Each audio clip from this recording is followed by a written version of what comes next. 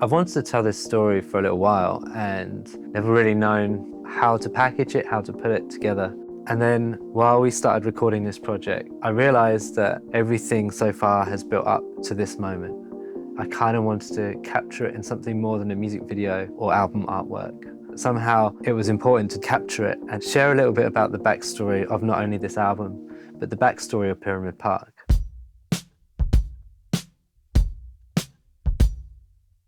I remember being in conversation with a few different people about recording an album. This is even before Pyramid Park, and took a call from a guy called Iain. And Iain and I spoke briefly about the thoughts behind this recording project. And it was on that call that I felt this intangible thing where Iain and I clicked. And although we didn't know each other at all, we'd never met, I just had this hunch that maybe he was the right guy to produce this album, which I didn't yet have a name for, but would become the Vulnerability album.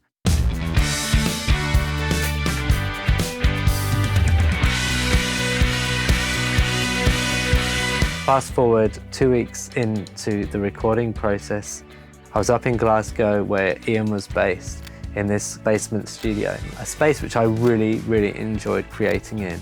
We'd had 13 days straight working on this album. I walked away, was at the bus stop, ready to go back to the airport. I felt this kind of feeling of, oh my goodness, this album is actually a lot more than what I thought it would be.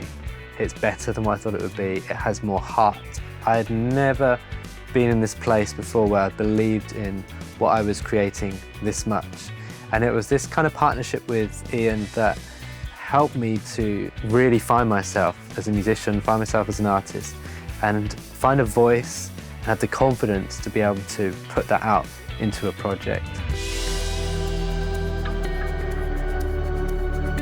Other than releasing the album in September 2017, there was a trip I took to Germany, to a place called Heidelberg, and I played in this place where no one knew me at all. And by the end of the gig, people were singing my songs back at me. And I realized this thing might just have something about it.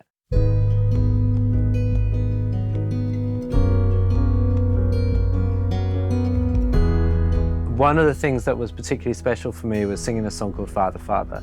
Father, Father tells my backstory. When I lost my dad when I was 11 years old, he died quite quickly of cancer, and it had a profound impact on my life, on my faith. But what was amazing about Father, Father was every time I'd introduce the song and tell the story, there'd be people afterwards who would come up to me and say, yeah, last year I lost my dad, or last month my mum passed away, and I'm just really struggling right now, and I really needed something, a way to kind of articulate what I'm feeling, and that song really spoke to me. And I found it wasn't just in Heidelberg, Germany, but it was all these different places across Europe, which I had the privilege of playing in the UK, where I was having these conversations behind the scenes and realized that songs can really make a difference in people's lives. Through this whole festival period where we played 30+ festivals in 2 years, I was writing more and more songs. I had in my heart all these people that I was meeting, and I tried to write an anthemic album for these people. As we worked together, Pete has kind of found his sound. He had a sound in mind straight away when we worked on the first project, but that was almost before Pyramid Park was established as a thing. Through the kind of creation of that project, I think we started to find something a bit different, and then we really kind of consolidated that with the Not an Island project. I was searching, even though I could be found on the coastlands, in the corners of the dust of my mind. It felt very easy in a lot of ways when we were putting that together, but we ended up with a sound that was kind of like, oh, okay, this is the sound of Pyramid Park. Yet a part of my heart had closed down, down, down, down. With every project, there's always been something new that we've introduced to the project, whether it's like a new type of synth or a new guitar or some pedals. Whatever it is, there's always been something fresh. So with the Not an Island album, there was using the Prophet and the Juno for the first time.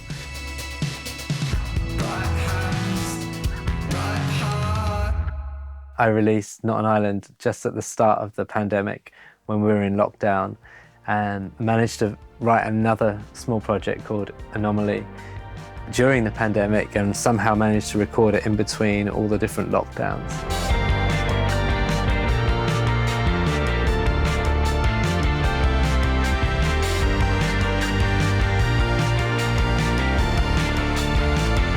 Just as plans for the release of this EP were coming together, we found out the news that my mother-in-law had terminal cancer. We'd only just had her over in the UK. She lived in New Zealand. She basically got back to New Zealand and found out the news. And so we tried as hard as we could to find a way to get over to New Zealand, and that wasn't easy because they were locked down as a country, and through some minor miracles we managed to get in.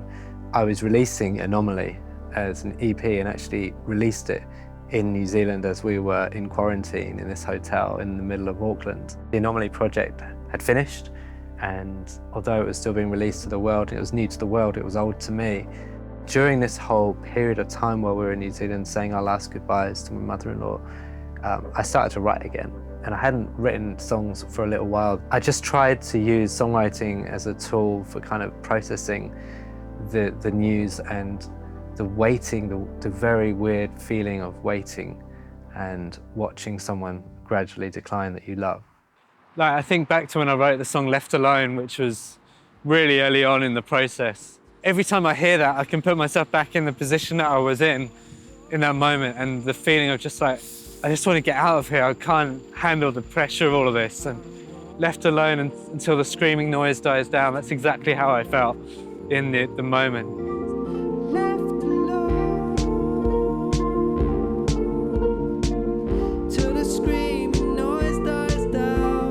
We found ourselves in this cabin in the New Zealand bush, which was a beautiful place, cramped up as a family, not a lot of space. And we were caught in a lot of these tensions of beauty and pain all at the same time. And I had a tiny little desk and a small MIDI keyboard, my laptop, and a guitar that I'd kept in New Zealand for moments when I'd be over in the country. And during periods of a couple of hours that I might have on my own now and again, these songs just started bubbling up. I need a miracle, I know I need you now. It was like I was writing in real time. Although I've written songs like Father, Father retrospectively, this was very much more as I was living it, I was writing it. As I revisited the songs, I started to realize, hang on a minute, there's more to say here. There was a real-time writing and demoing, but there was also this reflective period of 6 months or so where I hadn't written anything, and then I started to write again and see things from a different perspective. And so this whole project has become like two angles of grief. A life is like cold, and with every type of question the answer's the same as the one that we answered before. Often people kind of ask you, well, how are you doing? And I got to the point where I didn't have any more answers, didn't have any other ways of saying it, so I just regurgitated the same thing. I pulled out of my pocket a phrase or a line, reverberating, breaks my heart that this is it, blurred my vision, couldn't drive, should have pulled up to the side. You know, that is the moment we last said our final goodbye, and had to drive off, and tears were streaming down our faces silently, driving to the airport. Very, very raw and real for me, those lines as well. Whew. Regurgitating a part of my pocket, a phrase or a line. The songs are possibly some of my best I've ever written. And I think as well, we try not to do what we've done before without compromising the core elements of what I've done in the past. So Yeah. but there's also some really like intimate songs, but they're not sweet. There's not a lot that's nice about this album. So Is it nerve-wracking putting something like that out? don't mind, because I, This sort of stuff is what I used to listen to when I was younger. So the last project was quite indie pop. Yeah. And this is like going back to my roots a bit more.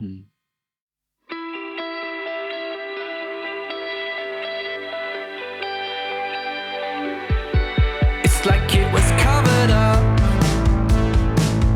like a hidden bruise, and with the story of truth in half that only few people knew.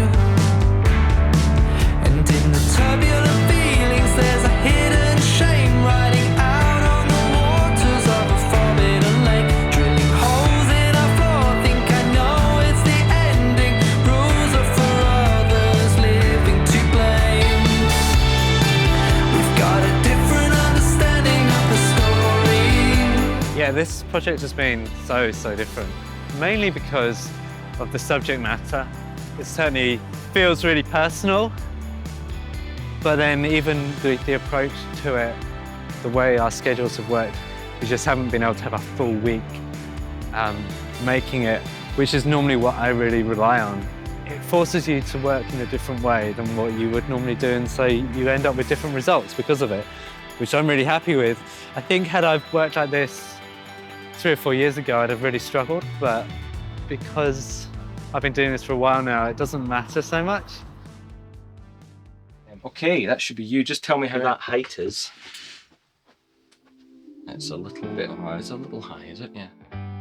The key thing as a producer is always to remember that it's not your album. Do you know? So my kind of overriding mantra, I suppose, is that it's my job to help steer the ship in order to kind of to realise the album that the artist always wanted to make. It just feels like it's a different project. The songs are a bit more to the point. There's an edge to it, which is more gritty. And all this time has paused, yet it flows at the same pace. So the conversation with Iain when something like this is not the same as previous projects. We can't approach it from knowing the old tricks that work for us. We're really trying to focus in on how does it feel? What are we trying to say? We're not trying to write for an audience even, we're just trying to write. Sometimes when you're creating music, you're writing for product, and other times you're writing for art. And this is definitely in the art camp. That's where I gravitate as a producer. You know, I want to be working on stuff that is for art all the way.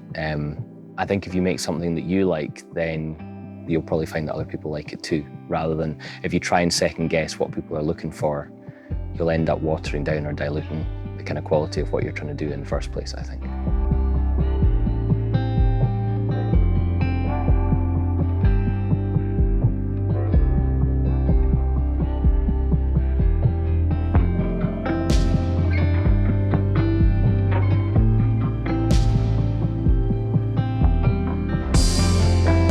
As a producer, some projects just happen. Some projects kind of have to be laboured at to get there, and some are somewhere in between.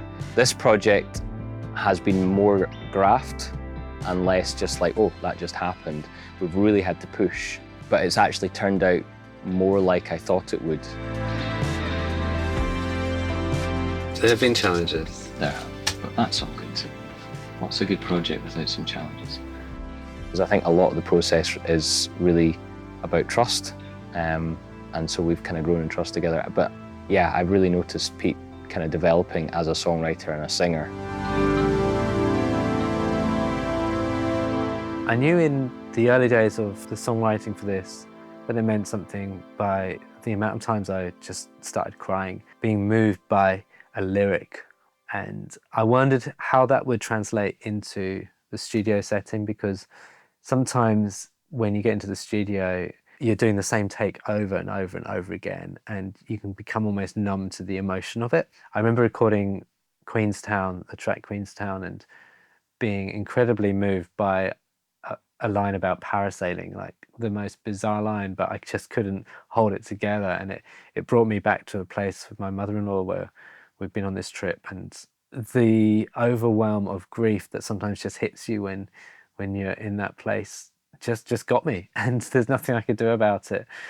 And what's amazing is, when you're recording with a friend, Ian's in the other room talking to me in my ears and just saying, "Hey, just let it happen. Just have your moment. Don't rush this. This is special. This is precious. This is part of the whole project."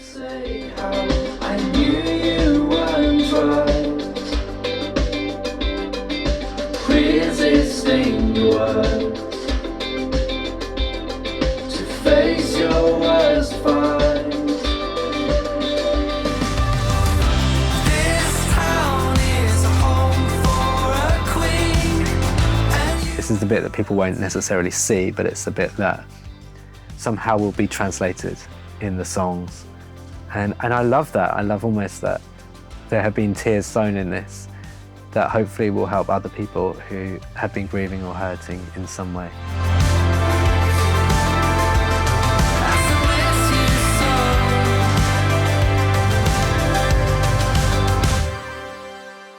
We've got a lot to do still.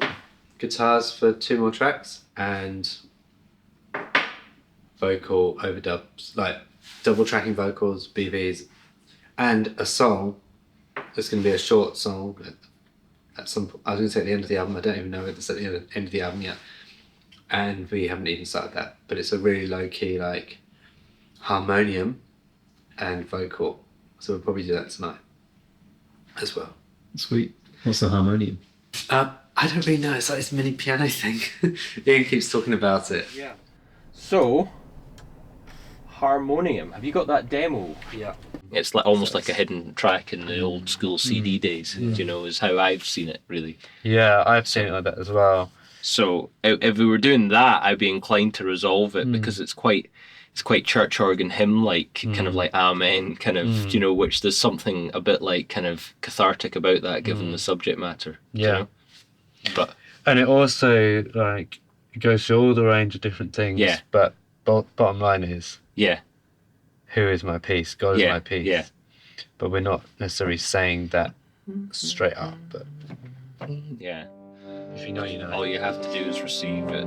Is that the line, is it? Go in peace. Go receive. Go receive. Rest with peace. And so it's almost like a little funeral song, isn't it?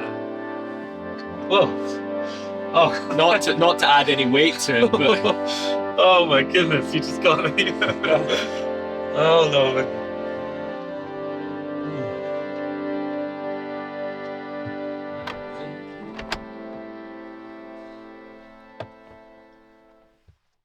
There is peace,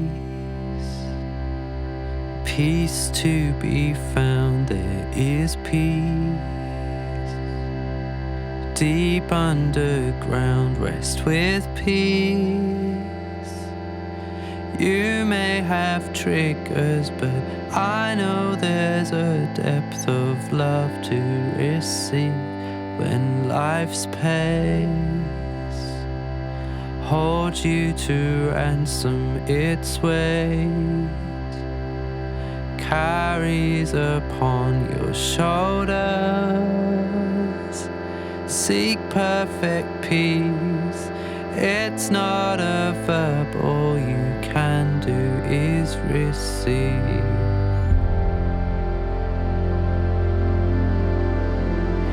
Go receive. Go receive. Rest with peace.